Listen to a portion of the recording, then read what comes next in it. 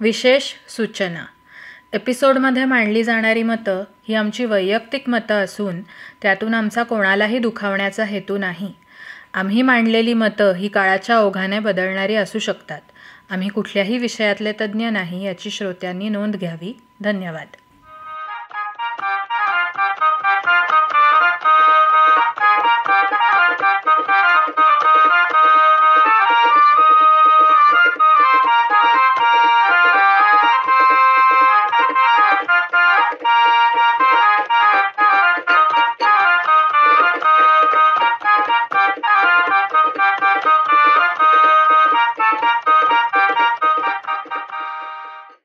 नमस्कार, मी मृण्मयी आणि मी संयुक्ता.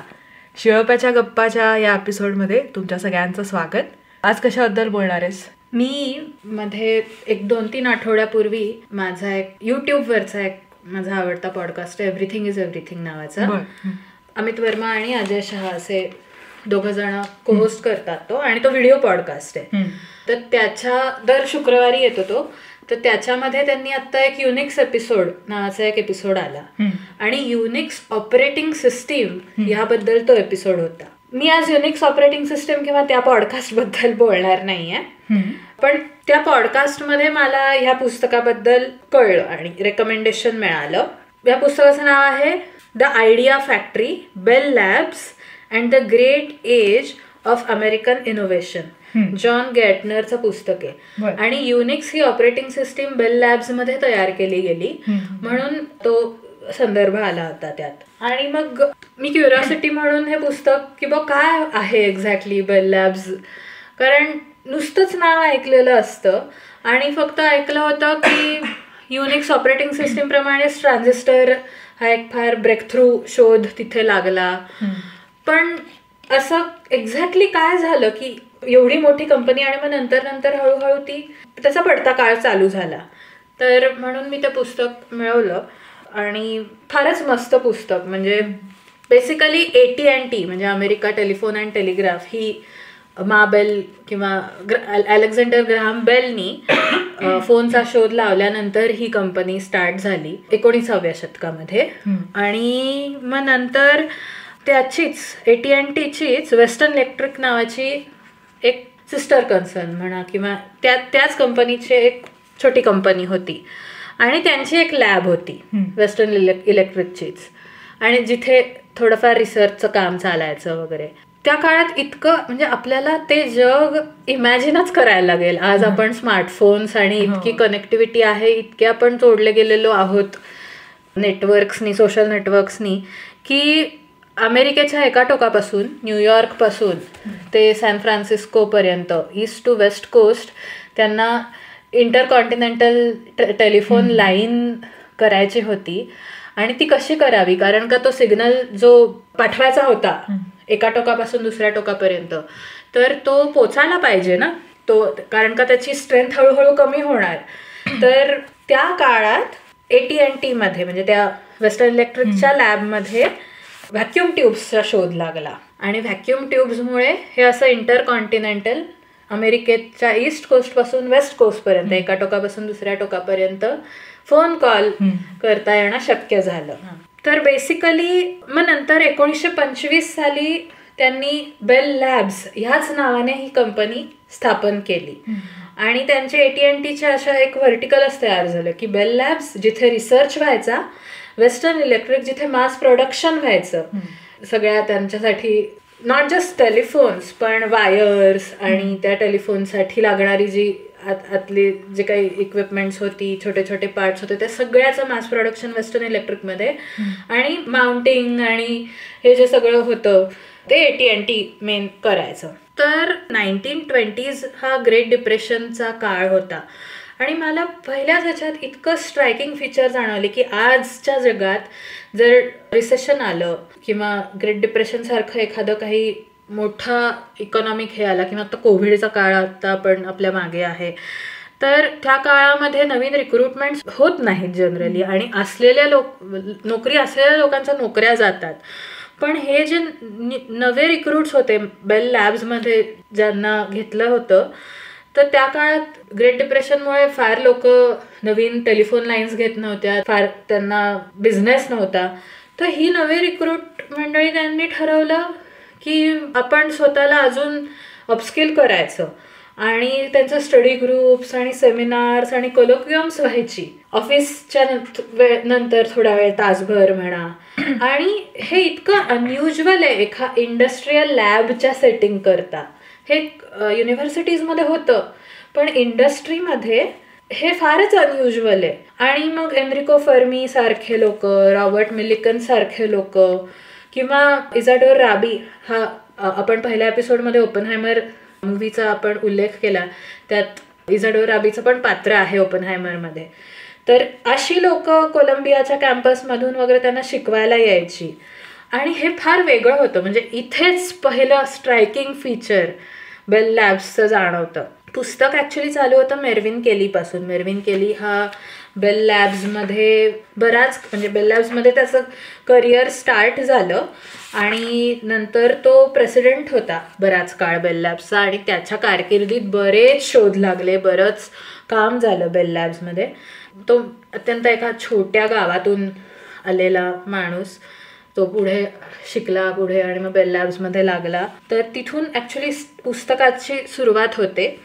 पण नंतर ज्या काही आपल्याला इन्साइट्स मिळत जातात त्या कंपनीबद्दल आणि चकित होतो आपण. म्हणजे ती कंपनी, त्यात एक फार वाक्य मला आवडलं, दीज पीपल, मेरविन केली म्हणा, नंतर एक फिस्क नावाचा होता, जिम फिस्क, जो केली नंतर प्रेसिडेंट होता, दे डिडंट मॅनेज पीपल, त्यांनी आयडियाज मॅनेज केल्या. म्हणजे इतकं परफेक्ट नाव आहे त्या पुस्तकाचं, द आयडिया फॅक्टरी.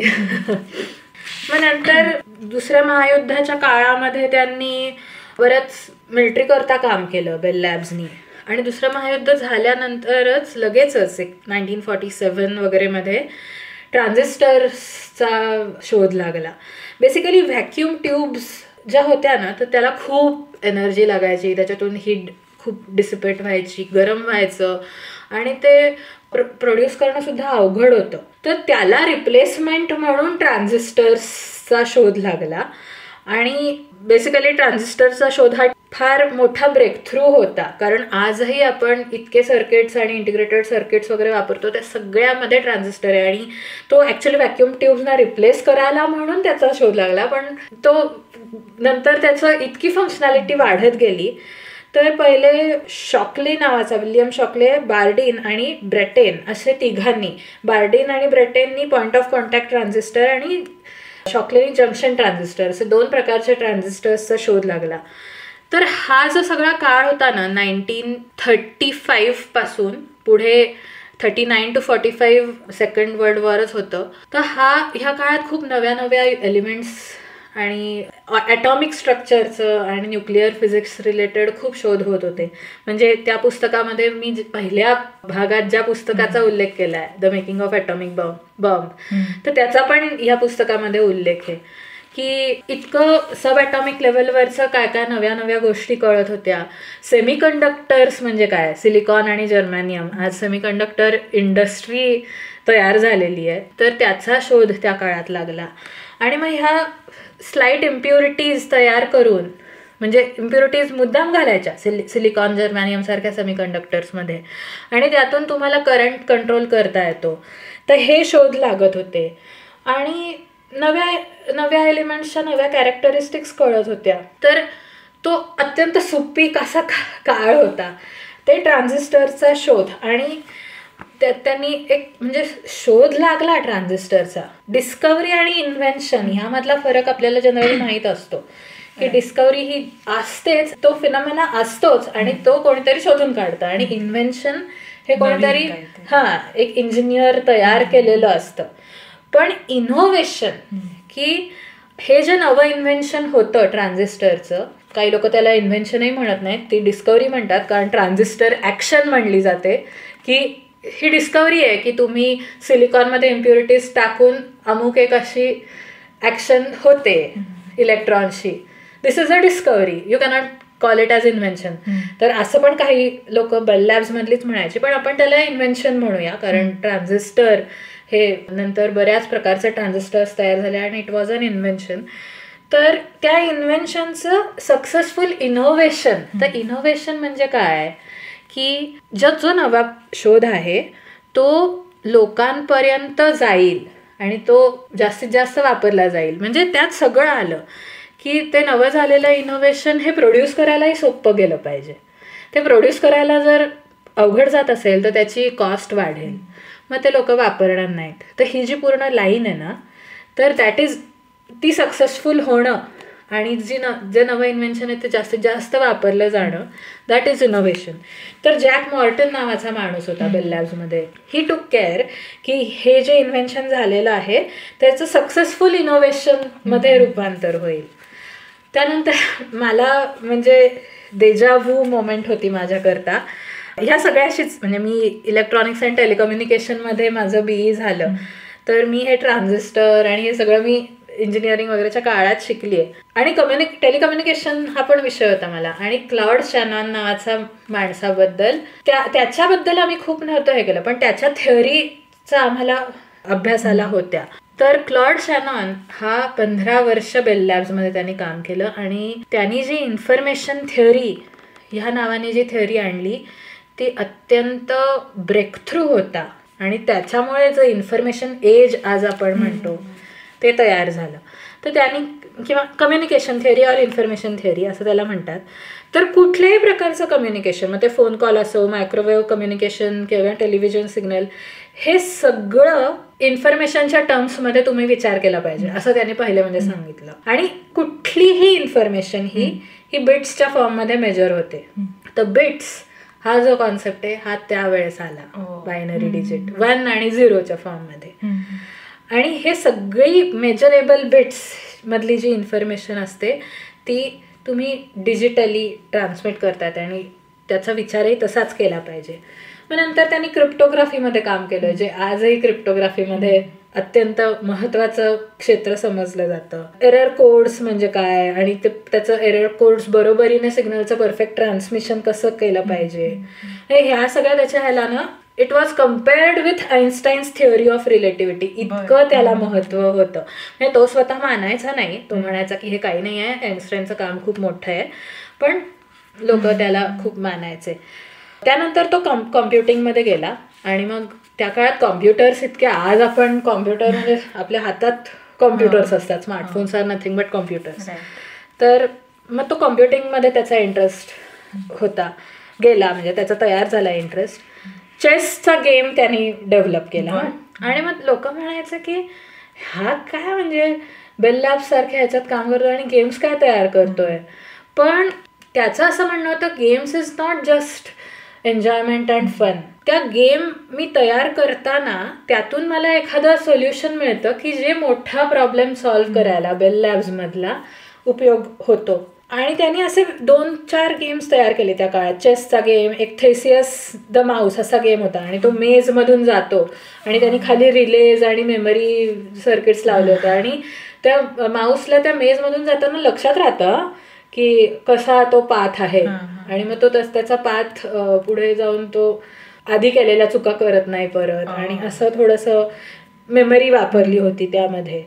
आणि त्यातून त्यांनी म्हणजे कॉम्प्युटर चेस खेळू शकला तर तो पुढे जाऊन फोन सिस्टीमचं स्विचिंग, कारण स्विचिंग हे प्रचंड अवघड समजलं जायचं.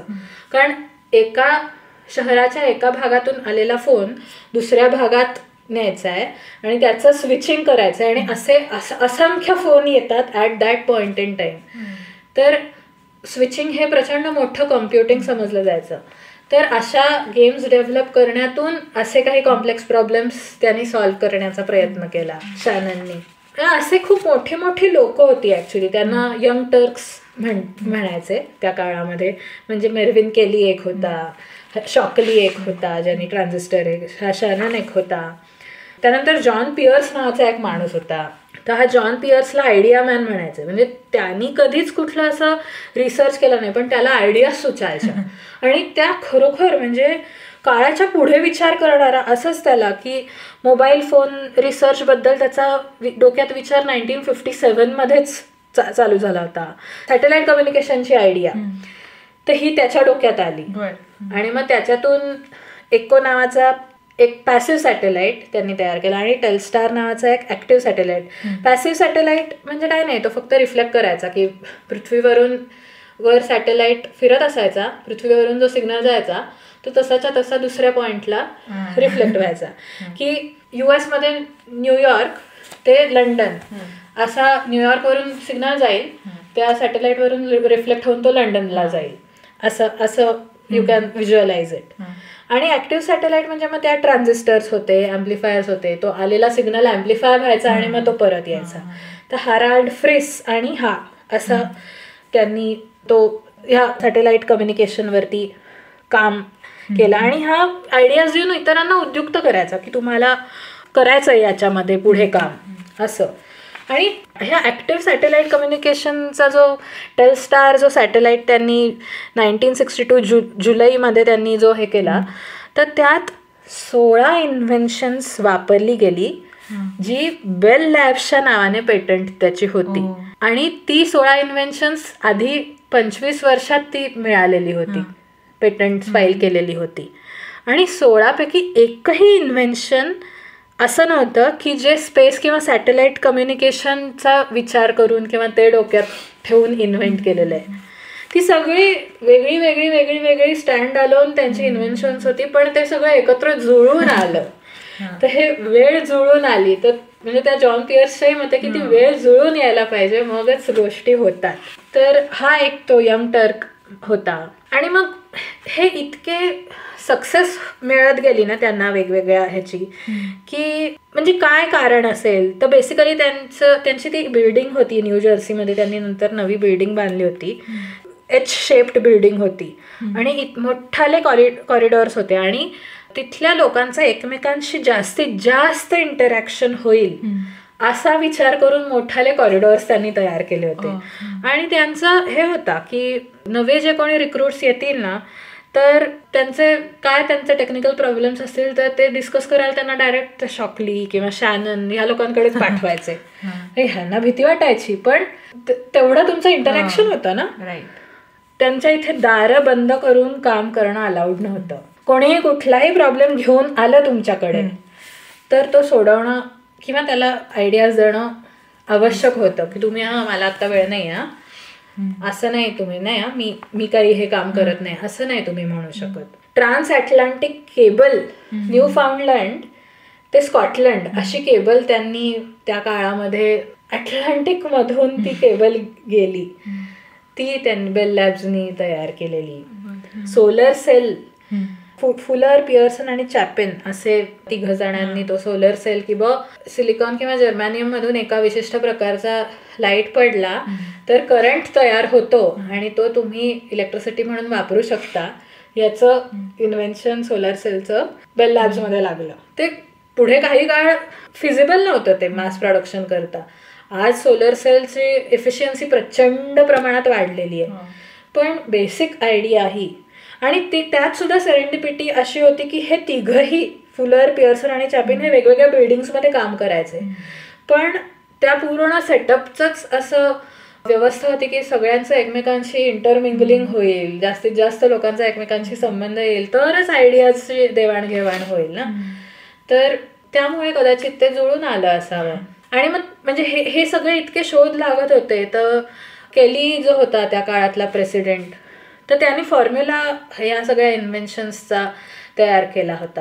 म्हणजे त्याच्या मते इन्व्हेंटिंग फ्युचर म्हणजे भविष्यासाठी नव्या गोष्टी इन्व्हेंट करणं एवढंच नाही, तर नव्या गोष्टी इन्व्हेंट करण्यासाठीचे नवे मार्ग शोधणं हेही, this is also a part of inventing future. तर मग त्याच्यामध्ये म्हणजे ऑर्गनायझेशन तुम्ही 3 ग्रुप्समध्ये डिव्हाइड केली पाहिजे. मग त्यात रिसर्च ग्रुप असला पाहिजे की जो नवं नॉलेज प्रोव्हाइड करेल, रिझर्व्हर तयार करेल नव्या ज्ञानाचा. सिस्टीम्स इंजिनिअरिंग असलं पाहिजे की हे जे नवं आलेलं ज्ञान आहे त्याची आणि माहिती असलेल्या एक्झिस्टिंग सिस्टीमची कसा सांगड घालता येईल, मेळ घालता येईल. आणि मग इंजिनियर जे हे सगळं डेव्हलप करतील, डिझाईन करतील, तर कसा तो फॉर्म्युला असला पाहिजे की जेणेकरून नवीन नवीन अजून शोध लागतील. तर म्हणजे एक over a period of 75 to 80 years सतत इतकी नवे शोध लागत राहणं म्हणजे इथे थांबत नाही. 1963 मध्ये DTMF म्हणजे ड्युअल टोन मल्टी फ्रिक्वेन्सी.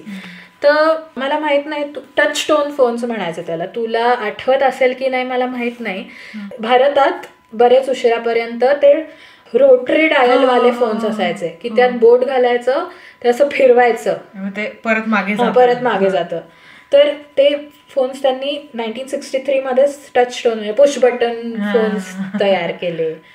मग 1964 मध्ये ESS म्हणजे इलेक्ट्रॉनिक स्विचिंग सिस्टीम्स, राउटिंग आणि स्विचिंग जे म्हणतो ना, मी मगाशी जे सांगितलं की एक फोन एका ठिकाणहून फोन आला तर तो दुसऱ्या ठिकाणी राऊट करणे, आणि मग त्याच वेळेस अजून बरेच फोन येत असतात, तर ते बरोबर स्विचिंग झालं पाहिजे, बरोबर त्या ठिकाणी तो राऊट करणे. तर हे इलेक्ट्रॉनिक स्विचिंग सिस्टीम ESS ही 1964 मध्ये आली.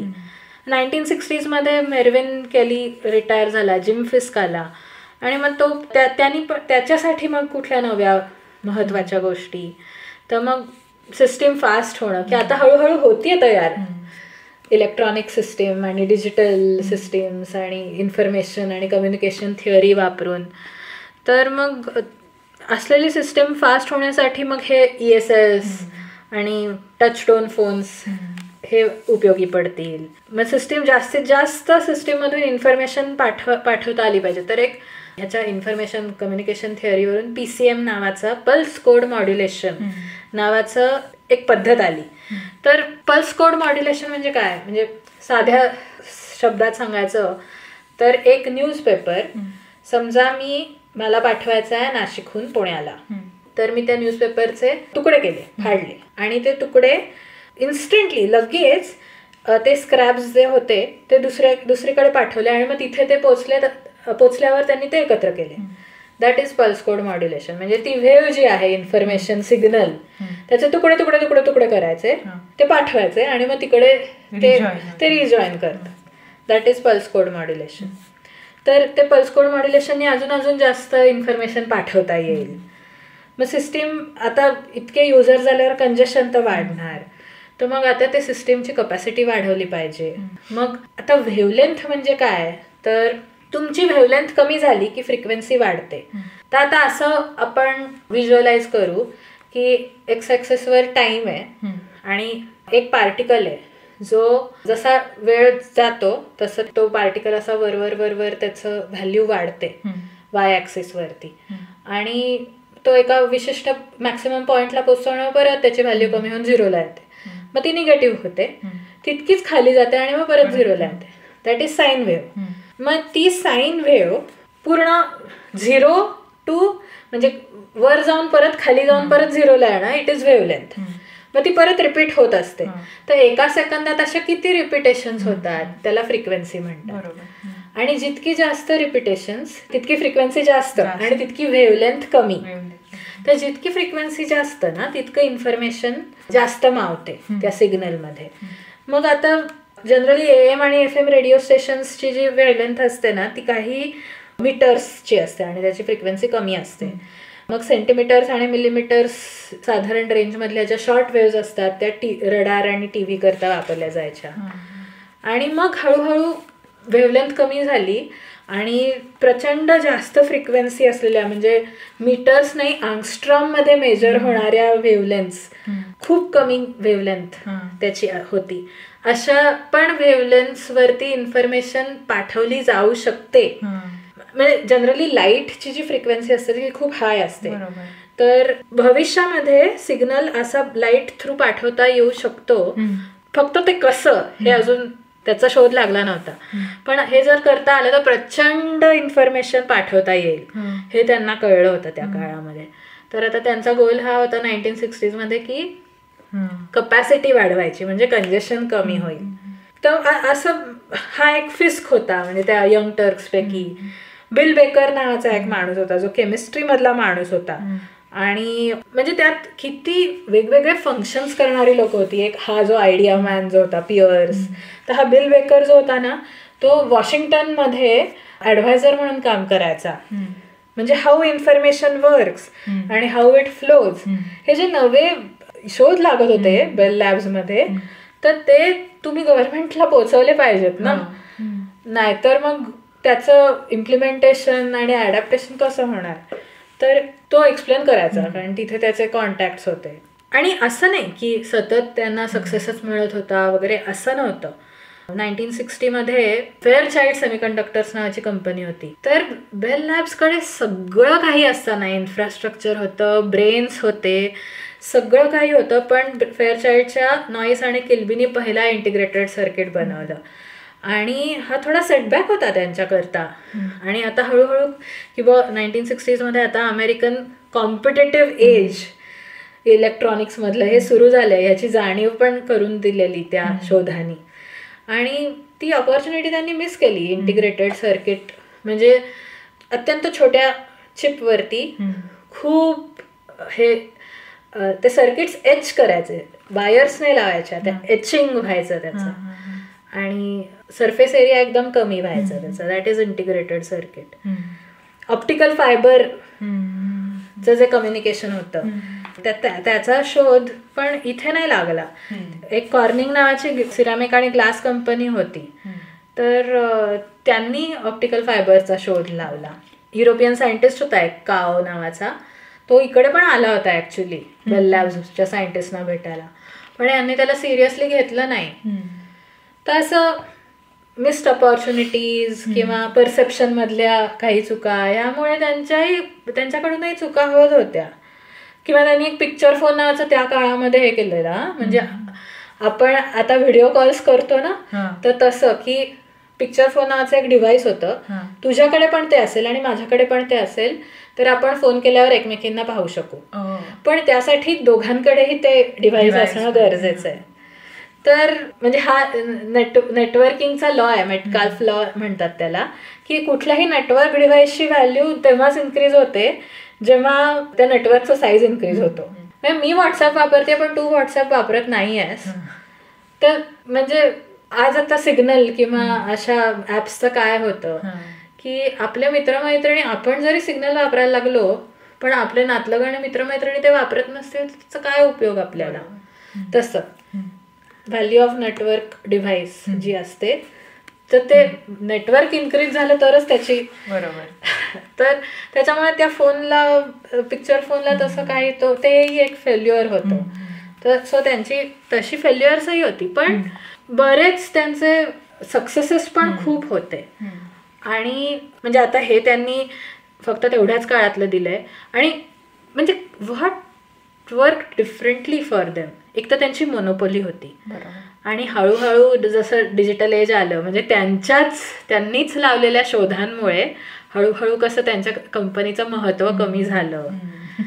नंतर सिलिकॉन व्हॅली तयार झाली, तिथलं एक वेगळं इंडस्ट्रीयल मॉडेल, स्टार्टअप्स वगैरेचं तयार झालं. पण काय आज जर तसं काही बेल लॅब्स सारखं ऑर्गनायझेशन नाही तयार होणार, कारण ते जगच वेगळं होतं.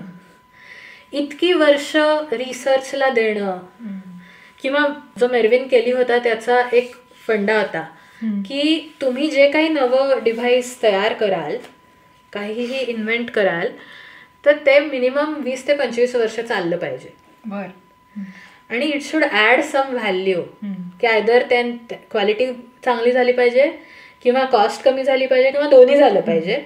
आणि ते जे काही असेल, म्हणजे आता ती अटलांटिक जी केबल तयार केली किंवा ट्रान्झिस्टर, हळूहळू जो व्हॅक्युम ट्यूब्सचं रिप्लेसमेंट झाली, तर ती तेव्हाच करायची जेव्हा यू नो की हे पुढची 20 वर्ष आपण जे काही केलेलं आहे ते 20-25 वर्ष टिकणार आहे, व्हॅल्यू ॲडिशन होणार आहे, काहीतरी व्हॅल्यू ॲडिशन होणार आहे, आणि लगेच ते काही मोडीत निघणार नाही, सस्टेनेबल आहे. आणि हळूहळू तसं जगच नाहीसं झालं. आज जी आपण टेक्नॉलॉजी वापरतो ती पुढच्या 2-5 वर्षात गेलेली असते, 20 कसं कुठली वर्ष थांबतोय. तर ते जगच वेगळं होतं बेसिकली. आणि माहित नाही, म्हणजे कदाचित इलेक्ट्रॉनिक्स आणि इन्फॉर्मेशन आणि कम्युनिकेशन्स यामध्ये कदाचित तशी आता ऑर्गनायझेशन नाही तयार होणार, कारण बेसिक प्रिन्सिपल्सच बदलली आहेत. पण अजून कुठल्या वेगळ्या क्षेत्रात होऊ शकतं. आणि मेन म्हणजे त्यांची मोनोपोली होती ना, सो त्यांना फंडिंग करण्याचं पण खूप स्ट्रेंथ होती त्यांच्यात AT&T मध्ये. आता ह्या पुस्तकामध्ये त्यांनी युनिक्स वगैरे बद्दल काही फारसं नाही लिहिलंय, कारण ते बरंच नंतरचा काळ होता तो, 70s आणि 80s. इथे 60s, लेट 60s आणि थोडंसं मिड 70s पर्यंतचं दिलेलं आहे. आणि अर्थात ह्याच्यात जे दिलंय त्याच्या व्यतिरिक्त सुद्धा अनेक सायंटिस्ट तिथे होते आणि त्यांचेही शोध होतेच, पण आता ते ह्या पुस्तकाच्या स्कोपमध्ये नव्हतं. सो आपल्याला अजून वाचन करायला लागेल. पण आता युनिक्स ऑपरेटिंग सिस्टीम सुद्धा ही शॅनन सारखं एक गेम तयार करता करता तयार झालेली आहे, युनिक्स ऑपरेटिंग सिस्टीमचं कर्नल. तर आणि आज ती सगळीकडे वापरली जाते, सगळ्याचा बेस आहे ती युनिक्स ऑपरेटिंग सिस्टीम. तर आज आपण ज्या काही गोष्टी वापरतो कम्युनिकेशन नेटवर्क्समधल्या आणि आपल्या मोबाईल फोन्समधले ट्रान्झिस्टर्स आणि हे सॅटेलाईट कम्युनिकेशन, ऑपरेटिंग सिस्टीम्स, सगळं काही त्याचा बेस बेल लॅब्समध्ये होता. आणि इट्स जस्ट अमेझिंग की एका कंपनीत काय काय होऊ शकतं. तर आता मी सांगताना खूप डिटेलमध्ये अर्थात एवढं कमी वेळात किती असं सांगणार, पण हे पुस्तक नक्की वाचलं पाहिजे. की आणि सोपं आहे ते पुस्तक, असं काही तुम्हाला सायन्सचं काही नॉलेज तुम्हाला लागतं आणि फार बेसिक लेवलचं लेमॅनला कळेल असं पुस्तक आहे. आणि इंटरेस्टिंग आहे की आपणही विचार करतो की असं वातावरण तयार व्हायला पुढचा काळ असा होता. आता सिलिकॉन व्हॅली किंवा इव्हन आजच्या कंपनीज इन जनरल अशा आहेत की आज मी एका ठिकाणी काम करतेय, उद्या मला जर समजा दुसऱ्या कंपनीनी जास्त पगार दिला तर मी इझिली जाईन तिथे. पण त्या काळातल्या लोकांचा तो ऑब्जेक्टिव्हच नव्हता. शॅनन वगैरे सारखी लोक just for the sake of curiosity काम करायचे.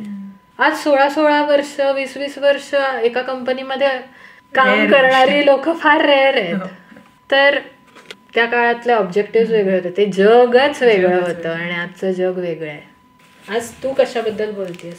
तर आता आपण 1960च्या काळात आहोत. तर आपण काळ तोच ठेवूयात, फक्त आपण आत्तापर्यंत US मध्ये होतो, आता आपण इंडियात येऊयात. आणि 1960s मध्येच प्रदर्शित झालेल्या एका सिनेमाबद्दल आज मी बोलणार आहे. अच्छा. मागच्या एपिसोडमध्ये मी पाथेर पांचालीबद्दल बोलले होते, सत्यजित रेंच्या. या एपिसोडमध्ये सुद्धा मी सत्यजित रेंच्याच एका अतिशय one of the best creation of Satyajit Ray असं माझं तरी असं मत आहे या सिनेमाबद्दल. तर त्याबद्दल मी बोलणार आहे. परत एकदा सांगते की मी कुठलीही फिल्म क्रिटिक नाही, मी कुठलाही फिल्म ॲप्रिसिएशनचा कोर्स केलेला नाही. हे मला जे काही वाटलं आणि मला जो काही सिनेमा कळला ते मी सांगणार आहे. आणि सिनेमाचं नाव आहे महानगर. परत बंगालमध्ये घडलेली गोष्ट, 1963 मध्ये रिलीज झाली होती ही फिल्म. नरेंद्रनाथ मित्र या एका लेखकाची ही गोष्ट. तर गोष्ट अशी की आरती मुजुमदार नावाची एक आदर्श स्त्री, उत्कृष्ट आई, सून, बायको, वहिनी, जॉईंट फॅमिलीमध्ये राहणारी. आणि तेव्हाचे जे काही निकष होते, पॅरामीटर्स होते, कुठल्याही स्त्री चांगली किंवा वाईट हे मोजण्याचे जे काही पॅरामीटर्स होते त्याच्यामध्ये एकदम परफेक्टली बसणारी एक आदर्श स्त्री. आणि जॉईंट फॅमिलीमध्ये राहणारी की सासू सासरे, धाकटी नणंद, नवऱ्याची धाकटी बहीण, नवरा आणि एक छोटासा मुलगा. आणि ती सगळ्यांची काळजी घेणारी, नवऱ्याची, मुलाची, सासू सासऱ्यांची. आणि नवरा एकदा तिला सांगतो की माझ्या मित्राची बायको नोकरी करायला लागली. आणि 1963 मध्ये या 1960s मध्ये बाईने घराबाहेर पडून नोकरी करणं आणि पैसे कमवणं ही खूप एक वेगळी आणि एक काय म्हणूयात रिफॉर्मिंग गोष्ट होती. आणि नवरा असं सांगितल्यावर मग तिला इच्छा होते की अरे आपणही नोकरी केली पाहिजे, कारण ती हुशार असते. ती अशी नसते की तिला काही महत्वाकांक्षा नाही आहेत, तिला काही ॲम्बिशन्स नाही आहेत, तिची काही स्वप्न नाही आहेत, अशी नसते. ती हुशार असते, ती स्मार्ट असते, ती चुणचुणीत असते. त्यामुळे तिलाही इच्छा होते, स्वाभाविक आहे की आपणही नोकरी करावी. आणि तशी घरातली परिस्थिती बेताची असते. नवरा एकटा कमवणारा आणि 6 लोक घरात. तर नवऱ्याचा पगार फार काही नसतो, तो एका बँकेत क्लर्क म्हणून काम करत असतो. आणि नवऱ्याला म्हणते ती की मलाही नोकरी करायची. आणि नवरा पाठिंबा देतो तिला की ठीक आहे तू कर नोकरी, मी तुला मदत करतो. आणि मग दोघं मिळून पेपरमध्ये एक ॲड पाहतात, एक सेल्स गर्लची एक नोकरी असते आणि ती ॲप्लिकेशन करते. आणि एक तो सीन खूप छान आहे की ऍप्लिकेशनवर सही करताना ती विचारते की मुजुमदार मध्ये झेड आहे का जे आहे. मग नवरा तिला सांगतो झेड आहे. तर तिला ती नोकरी लागते आणि सासू सासऱ्यांचा विरोध असतो नोकरी तिने करायला, तरी ती नोकरी सुरू करते आणि सेल्स गर्ल म्हणून ती त्या कंपनीमध्ये जाते. तर एक शिलाई मशीन आणि होम आणि किचन अप्लायन्सेस मॅन्युफॅक्चर करणारी विकणारी अशी ती एक कंपनी असते.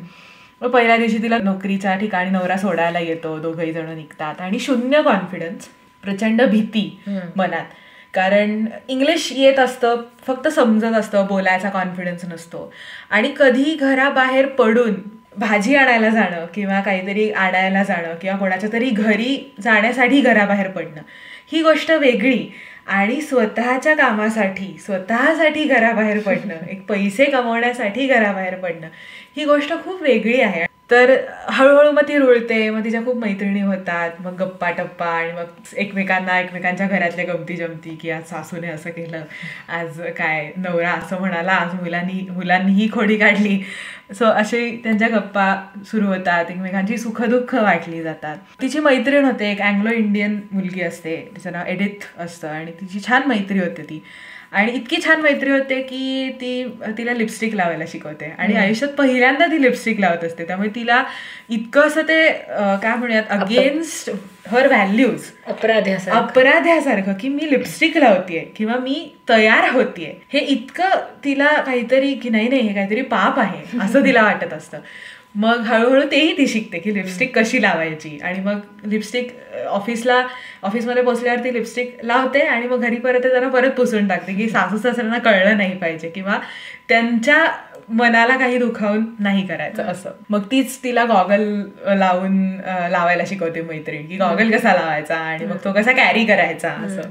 मग तिचा पगार होतो आणि पहिल्या पगारातून ती घरी भेटवस्तू नेते आणि तिचा पगार असं असतं की पगार आणि कमिशन असं तिला ते पैसे तिच्या कष्टाचे मिळालेले असतात. आणि सगळ्यांसाठी ती काही काही गिफ्ट आणते, सासूसाठी काहीतरी आणते, सासऱ्यांसाठी काहीतरी आणते, मुलासाठी आणते, तर नवऱ्यासाठी काहीतरी आणते, नवऱ्यासाठी एक महागडी एक सिगरेटची डबी आणते. आणि तिथे नवऱ्याचा इगो हर्ट होतो आणि त्याला असं वाटतं की आपली बायको आपल्यापेक्षा जास्त पैसे कमवते आणि ती सांगते की फक्त पगार नाहीये, माझं कमिशन पण ह्याच्यामध्ये. कारण असं असतं की तुम्ही जितके जास्त शिलाई मशीन आणि त्या विकाल तर त्याच्या बदल्यात तुम्हाला काहीतरी 10% 12% कमिशन मिळेल. आणि अर्थात त्याच्यामध्ये तिचा पगार आणि ती कमवणारे पैसे जास्त असतात. आणि नवऱ्याचा इगो दुखावला जातो आणि तोपर्यंत एक महिना होऊन गेलेला असतो तिला नोकरी करून. आणि मग नवरा म्हणतो की आता नोकरी सोड, मी पार्ट टाइम नोकरी, आम्ही अजून एक नोकरी धरतो पण तू नोकरी सोड. आणि तिला प्रचंड दुःख होतं आणि कारण त्या वातावरणाची किंवा ती रोज त्या रुटीनची तिला सवय झालेली असते, तो एक कम्फर्ट झोन आवडायला लागलेलं असतं. एक्झॅक्टली, आवडायला लागलेलं असतं. पण तरी सुद्धा ती म्हणते की नाही, माझ्या नवऱ्याची इच्छा आहे तर मी सोडेल नोकरी. आणि ती रेझिग्नेशन द्यायला जाते बॉस समोर आणि तेवढ्यात नवऱ्याचा फोन येतो त्या ऑफिसमध्ये आणि झालेलं असतं की असं की नवऱ्याची नोकरी जाते. आणि नवरा तिला म्हणतो की तू रेझिग्नेशन दिलं नशील तर ते देऊ नकोस, माझी नोकरी गेली आहे, सो आता तू पोचणार आहेस घराला, तुला पैसे कमवायलाच पाहिजेत आता. तर ती म्हणते की ठीक आहे, आता नवऱ्याची नोकरी गेली तर मलाच पैसे कमवायला लागतील. सो ती विचार बदलते आणि शी कंटिन्यूज विथ हर जॉब. आणि मग ती नवऱ्यासाठी शब्द टाकते बॉसकडे की कुठे नोकरी मिळेल का. आणि मग ती सांगते नवऱ्याला की माझे बॉस म्हणाले की मी मदत करतो वगैरे. तिथे परत एकदा तिच्या नवऱ्याचा इगो हर्ट होतो की बायकोकडून मदत घेणं आणि ते सुद्धा पैसे सोर्स ऑफ इन्कम शोधण्यासाठी, सो ते परत त्याला आवडत नाही. मग एक दिवस त्याला तिच्या पर्समध्ये तिची लिपस्टिक सापडते आणि मग तो म्हणतो की हे आपल्या घरी नाही चालणार, हे फेकून देतो, फेकून द्यायला सांगतो. ती ते फेकून देते, ती लिपस्टिकही फेकून देते. आणि तो नवरा असा प्रचंड त्याच्या इगोमध्येच गुरफटलेला असतो आणि त्या इगोपायी तो ना घराकडे लक्ष देऊ शकत असतो, ना आईवडिलांची काळजी घेऊ शकत असतो, ना मुलाकडे लक्ष देऊ शकत असतो. आणि तो नाहीये किंवा त्यात काहीतरी कमी पडतंय, काहीतरी शॉर्टकमिंग आहे, मोस्टली सोर्स ऑफ इन्कम पैसे, आणि ते शॉर्टकमिंग भरून काढण्यासाठी ही असते की हिचा पगार चालू असतो, हिची नोकरी चालू असते. मग वडिलांचा, तिच्या सासऱ्यांचा चष्मा हवा असतो. जे आय डॉक्टर असतात तर ते त्या वडिलांचे स्टुडंट असतात, तिचे सासरे असतात ते एका शाळेत शिक्षक असतात, ते काय पैसे घेत नाही. मग ही पैसे देते चष्म्याचे. मग अचानक एक दिवशी वडील आजारी पडतात. तो डॉक्टर त्यांना सांगतो की तू तुझ्या आईवडिलांकडे लक्ष देत नाहीयेस, तुझी जबाबदारी आहे तुझ्या आईवडिलांच्या सगळ्या बेसिक गरजा ज्या आहेत त्या पूर्ण करणं. आणि त्या मोमेंटला त्याला असं जाणवतं तिच्या नवऱ्याला की अरे आपण नोकरी केली पाहिजे. आणि मग तो त्या आरतीच्या तिच्या बायकोच्या बॉसला भेटायला तयार होतो. पण तोपर्यंत झालेलं असतं की आरतीची जी मैत्रीण असते एडिथ, तर ती असते अँग्लो इंडियन आणि या बॉसचा अँग्लो इंडियन्सवर प्रचंड राग असतो. आणि काहीतरी ती ताप आल्यामुळे ती रजा असते आणि तो बॉस तिच्यावर आरोप करतो त्या एडिथवर की तू खोटं बोललीस आणि मी तुझा पगार कापणार आहे, तुझं कमिशन कापणार आहे, कारण तू घरी बसली होतीस आणि तुला काही ताप आलेलाच नव्हता वगैरे. तर ही आरती बंड करते आणि ती म्हणते की तुझे हे आरोप खोटे, मी स्वतः तिला जाऊन भेटून आले आणि तू सॉरी म्हणलं पाहिजेस तिला. तर बॉस काय ऐकत नाही आणि ती म्हणते की ठीक आहे, तू तिला काढून टाकणार असेल तर मी पण नोकरी सोडणार. आणि this was the first moment in her life की ती स्वतःच्या टर्म्सवर स्वतः विचार करून ती काहीतरी निर्णय घेते की नवरा म्हणतो नोकरी सोड, सासू सासऱ्यांना आवडत नाही म्हणून नोकरी सोड, ही कारणं नसतात. ती स्वतः ठरवते की नाही मला नोकरी सोडायची आहे, मी स्वतः डिसिजन घेणार आहे की ओके आय रिझाईन. आणि तो जो जुना राजीनामा असतो ती तो त्याला देऊन टाकते आणि तावातावाने बाहेर पडते. आणि मग अचानक तिच्या लक्षात येते की अरे आपल्या नवऱ्यालाही नोकरी नाहीये आणि आपण हे काय करून बसलो. आणि तिला प्रचंड गिल्ट येतो. आणि त्याच मोमेंटला तो तिचा नवरा तिच्या बॉसला भेटायला आलेला असतो आणि ती सगळं सांगते त्याला. आणि ती म्हणते की माझं खरंच चुकलं आणि मला असं बेजबाबदारपणे वागून चालणार नाही आणि मी सॉरी म्हणते आणि मी परत मला मिळेल नोकरी. तर नवरा तिला धीर देतो आणि ते परत एक रिकन्सिलिएशन होतं की तो इगो जो असतो त्या नात्यामध्ये जो आलेला इगो असतो तो परत संपतो आणि ते अगेन इमोशनली जे त्यांच्यातला एक तो दुरावा आलेला असतो आणि इगो पायी जो एक नात्याला एक काय म्हणतात गॅप आलेली असते तर ती परत एकत्र येतात. आणि एंड असा दाखवलाय की ती आरती त्याला म्हणते की एवढं मोठं कलकत्ता शहर आहे, कुठेतरी आपल्या दोघांना नक्की नोकरी मिळेल. तो असा एक खूप छान सिनेमा आहे आणि खूप पॉझिटिव्ह नोटवर तो संपतो. युट्यूबवर सिनेमा आहे हा अवेलेबल, पण अनफॉर्च्युनेटली त्याला सबटायटल्स नाही आहेत. सो ज्यांना बंगाली थोडंफार समजतं सो त्यांना मे बी कळेल. अर्थात बंगाली आणि मराठी हिंदीमधले संस्कृतमधले व्होकॅब्युलरी शब्द आहेत ते बरेच सिमिलर आहेत. पण मी असंच अगदी सजेस्ट करेन की जरी बंगाली येत नसलं आणि सबटायटल्स नसले सिनेमाला तरी महानगर हा सिनेमा प्रत्येकाने बघावा. कारण आजच्या काळात सुद्धा एखाद्या स्त्रीने एखाद्या बाईने नोकरी करण्यासाठी घराबाहेर पडणं हे अजूनही आपल्याकडे व्हॅल्यूच्या अगेन्स्ट असं समजलं जातं. किंवा अजूनही आपल्याकडे जर का बायकोचा पगार हा नवऱ्यापेक्षा जास्त असेल किंवा बायको घर चालवत असेल तर ते एक प्रकारचं एक फ्राउंड आपण अशा काय म्हणतात रिॲक्शन्स येतात आपल्याकडे अजूनही. म्हणजे त्याचा दुष्परिणाम म्हणजे हा पेट्रियार्की मनोवृत्ती आणि त्याचा वाईट परिणाम फक्त बायकांवर नाही पुरुषांवर पण होतो. कारण त्यांच्यावर खूप जास्त प्रेशर येतं की ठीक आहे नोकरी गेली तर ठीक आहे ना, बायको कमावतीये. आणि त्या पेट्रियार्कीमुळे आलेलं जे हा खूप वेगळा मुद्दा आहे पण ते काय म्हणतात सायकोलॉजिकली प्रेशर जे येतं पुरुषांवर, सो हाही एक त्याच्यामध्ये मुद्दा आहे. आणि माधवी मुखर्जीने यामध्ये आरती मुजुमदार त्या नायिकेचं काम केलं आणि इतका बोलका चेहरा आहे, प्रचंड भाव त्याच्यामध्ये इतके छान उतरलेत ते. आणि तो पैशामुळे आलेला तिच्या पहिला दिवस नोकरीचा तो एक कॉन्फिडन्स आणि ते स्वातंत्र्य सुद्धा की पहिल्या दिवशी ती दारोदारी जाते तिच्या प्रॉडक्ट बद्दल माहिती द्यायला, तर एका घरामध्ये एक माणूस दार उघडतो, तर माणसांशी किंवा पुरुषांशी अदर दॅन हर हजबंड बोलायची कधी वेळच आलेली नसते. सो ती घाबरते आणि सेम तेच तिचं व्हर्जन आफ्टर फ्यू मंथ्स आणि एक वेगळाच कॉन्फिडन्स आलेला असतो. आणि मग ती क्लायंट बरोबर कॉफी प्यायला जाते रेस्टॉरंटमध्ये आणि त्या काळात हे असं पडद्या पडद्यावर दाखवणं इट वॉज अ व्हेरी काळाच्या पुढची ही गोष्ट होती. आणि एक सेल्फ डिस्कव्हरी म्हणतो ना आपण की तशी ती व्यक्तिरेखा आपल्याला पूर्ण film starting from the first scene transition दिसतं की स्वतःचा कधीही न पाहिलेला अवतार, स्वतःच्या ॲबिलिटीज या कधीही न पाहिलेल्या, आणि हे मी करू शकते किंवा या ॲबिलिटीज आहेत माझ्यामध्ये, या क्वालिटीज आहेत माझ्यामध्ये, हे जसं जसं तिला कळत जातं तसं तसं तिच्यामध्ये घडत गेलेले बदल. आणि माधवी मुखर्जी ही खरं ईस्ट बंगाल मधून आलेली होती. आय थिंक मृणाल सेनच्या एका चित्रपटामध्ये तिने काम केलं आणि ते सत्यजित रेंना खूप आवडलं, आणि मग त्यांनी पहिले महानगर आणि मग नंतर चारुलता या 2 सिनेमांमध्ये तिने काम केलंय. अजून एक खूप इंटरेस्टिंग गोष्ट अशी आहे की रे फॅमिली जी होती ती प्रचंड प्रोग्रेसिव्ह फॅमिली होती, आणि कादंबिनी गांगुलींचा मागच्या एपिसोडमध्ये उल्लेख झालेला आहे. Kadambini Ganguly was first practising doctor of India. तर कादंबिनी गांगुलींचा पणतू म्हणजे सत्यजित रे, त्यामुळे त्यांनी स्वतःच्या घरामध्ये अशा स्त्रिया त्यांनी पाहिलेल्या होत्या. त्यांची आई सप्लाय डिपार्टमेंटमध्ये, वेस्ट बेंगॉल गव्हर्नमेंटच्या सप्लाय डिपार्टमेंटमध्ये काम करायची. त्यांची बायको टीचर होती, आणि दोघीही म्हणजे आई पण आणि बायको पण, वडील तर लवकर गेले सत्यजित रेंचे, त्याच्यामुळे घराची जबाबदारी आणि पैसे कमवणं ही जबाबदारी आईवर होती. त्याच्यामुळे त्यांनी स्ट्रॉंग बायका त्यांनी पाहिलेल्या आहेत, आणि ते सतत रिफ्लेक्ट होतं पूर्ण चित्रपटामध्ये. अजून एक खूप इंटरेस्टिंग जे बॅकग्राऊंडला एक टिपिकल बंगाली घर जे म्हणतो ना आपण, की बॅकग्राऊंडला एका सीनमध्ये टागोरांचा फोटो दिसतो, त्याच्यानंतर ती टिपिकल बंगालमधली घरं किंवा शहराच्या जुन्या भागातली जी घरं असतात, जवळ घरं, ती पूर्ण चित्रपटामध्ये आपल्याला दिसतात.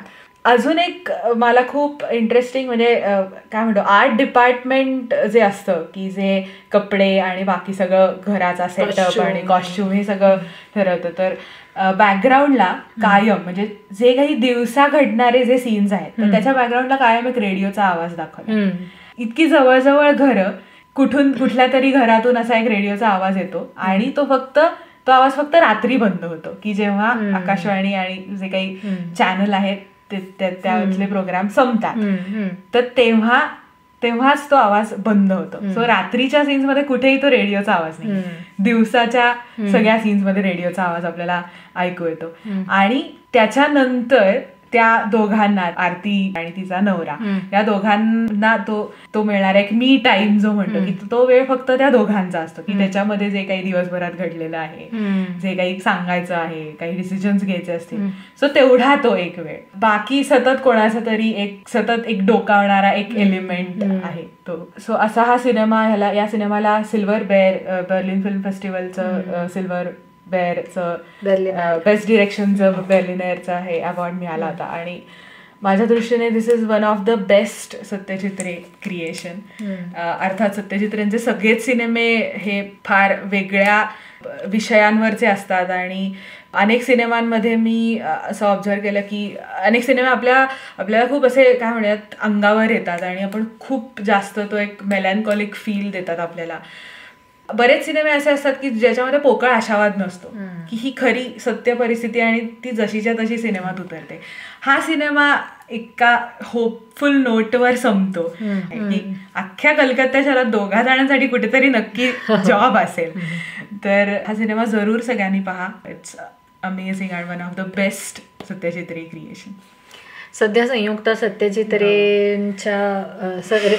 रेंचे सगळे यूट्यूबवर असलेले चित्रपट पाहायचा प्रयत्न करते, आणि तिला थोडंफार बंगाली पण ती शिकल्यामुळे सबटायटल्स नसली तरी तिचं काही अडत नाहीये.